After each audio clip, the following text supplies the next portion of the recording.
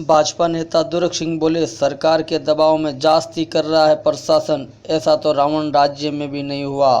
भाजपा नेता दुर्ग सिंह चौहान ने कहा कि इस मामले में सरकार गंभीर नहीं है। मैं खुद भाजपा से जुड़ा हूं, लेकिन सरकार से पहले समाज का हूं। पुलिस एक पक्षीय कार्रवाई से आज समाज की भारी संख्या में एकत्रित होना पड़ा। हमें धारा 144 तोड़ने के लिए मजबूर किया और पुलिस प्रशासन सरकार के दबाव में इस परिवार के साथ जास्ती कर रहा है, ऐसा तो रावण राज्य में नहीं हुआ था। दावे के साथ कह सकता हूं कि ये एनकाउंटर नहीं, आनंदपाल को विश्वास में लेकर उसके साथ हथियार लेकर चुनावी फायदे के लिए हत्या कराई गई है।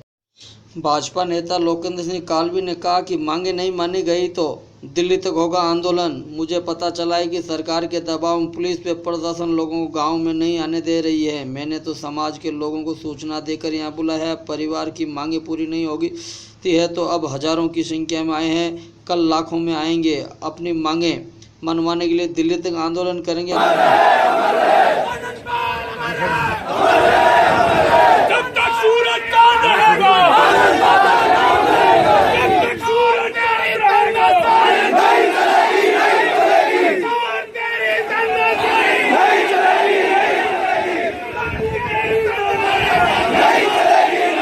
कार्यालय से और संचालित और इस परिवार को कुचलना चाहते, इसलिए कुचलना चाहते कि ये एनकाउंटर नहीं है। मैं सीने पे हाथ रख के मेरी कौम और आम राजस्थान के लोगों से कहना चाहूंगा कि आनंदपाल को विश्वास में लिया गया।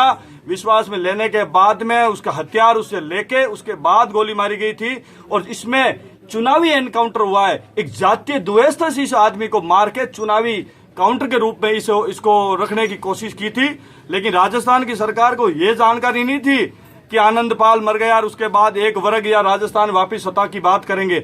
आज उनको महसूस हो रहा है उस चोरी को छुपाने के लिए जिस तरह का हथकंडा यहाँ अपनाया जा रहा है सावरात और प्रदेश में, यह देखने से मैं तो कहता हूं कि मरने के अलावा इस प्रदेश में कोई चारा ही नहीं बचता है। और आज हम यहाँ आए हजारों की संख्या में, हम यहाँ से नहीं जाएंगे। प्राथमिक इन्होंने पहली मांग करी, दूसरी मांगों से पहले आज कि केवल डीप फ्रीज मंगाए। मानवता शर्मसार हो रही है। राजस्थान के मुख्यमंत्री जो कहना चाहूंगा, मुख्यमंत्री जी मैं आपका आदमी, आपकी पार्टी का आदमी हूं। इस हालात में आपके साथ काम करने का मन नहीं करता है।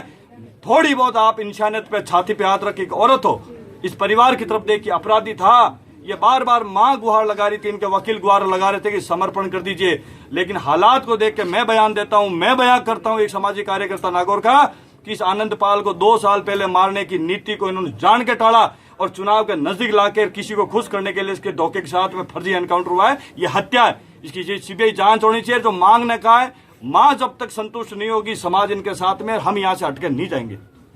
यही है कि जब तक हमारी मांगे पूरी नहीं होगी हम नहीं करेंगे। और बाकी जो हमारे पापा की बॉडी को जो प्रिजर्व करने के लिए हम डीप फ्रीज और इन सब की मांगे कर रहे हैं।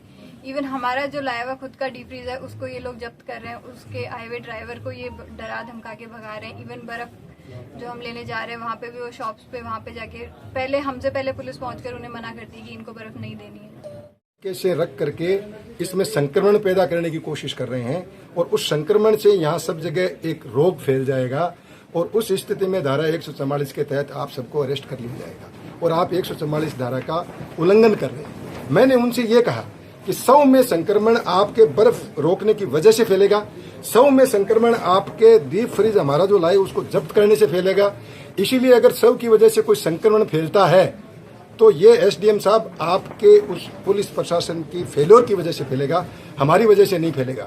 रात को 12 बजे 2 सिल्ली छोटी देते हैं, काउंट करते हैं कि कल सुबह 12 बजे फिर 2 सिल्ली देंगे, मतलब बर्फ की सिल्ली भी राशन से आ रही है। आप देखिए, इससे बड़ा इस मानव के शव का कोई अपमान नहीं हो सकता। और हमें 40 साल वकालत करते हुए इस तरीके से किसी मानव शव का अपमान हमने नहीं देखा हमारी जिंदगी में। तो जो मानव शव का अपमान कर सकता है वो कुछ भी कर सकता है। मंजीत और विक्की के दस्तखत कराने के लिए मैं और एपी सिंह सुप्रीम कोर्ट के एडवोकेट वहां गए थे हाई सिक्योरिटी जेल। हम सुबह 7:30 बजे पहुंचे शनिवार को, 1:30 बजे तक हम वहाँ हाई सिक्योरिटी जेल में थे।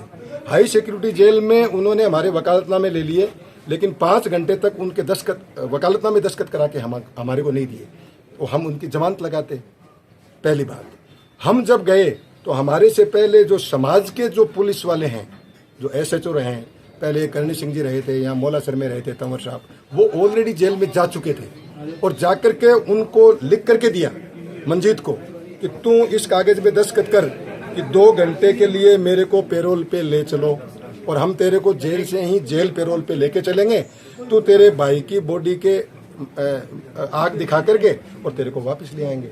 मंजीत ने वो कागज फाड़ करके टुकड़े करके फेंक दिया कि आप दफा हो जाओ यहाँ से, हमारे को आपकी कोई पैरोल नहीं चाहिए, हमारा भाई है वो अजर अमर हो गया, शहीद हो गया, आप लोगों की गलती से हो गया, हम कोई भी करेंगे कानूनी प्रोसेस, हमारे को आपकी दया नहीं चाहिए।